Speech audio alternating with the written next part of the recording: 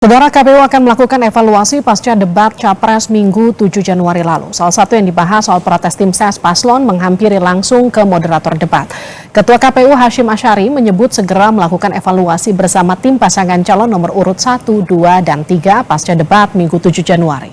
Soal Wakil Ketua TKN Prabowo Gibran, Grace Natali yang menghampiri moderator debat juga akan jadi bahan evaluasi KPU.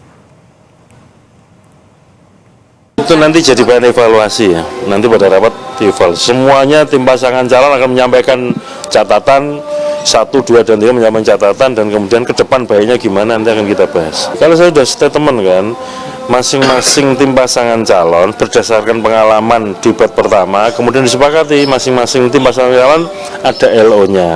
Ada LO yang memang berada di tim pendukung. Terus ada LO yang bergerak bebas, dalam arti begini, bisa ke sana kemari untuk menjembatani komunikasi. Kalau sudah disepakati seperti itu, siapapun kan harusnya menggunakan LO yang disepakati itu.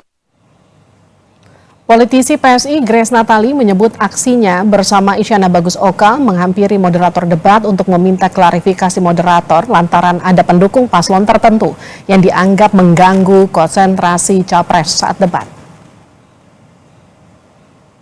Kami sudah berkomunikasi melalui LO kepada KPU, dan di saat yang bersamaan, di saat jeda iklan, saya bersama dengan Isyana Bagus Oka berusaha bertanya kepada moderator apakah gestur seperti ini diperbolehkan atau tidak.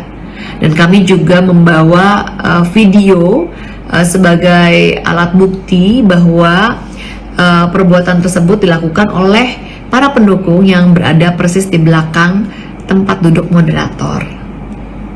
Jadi itu yang disampaikan di saat saya mendatangi moderator saat jeda iklan.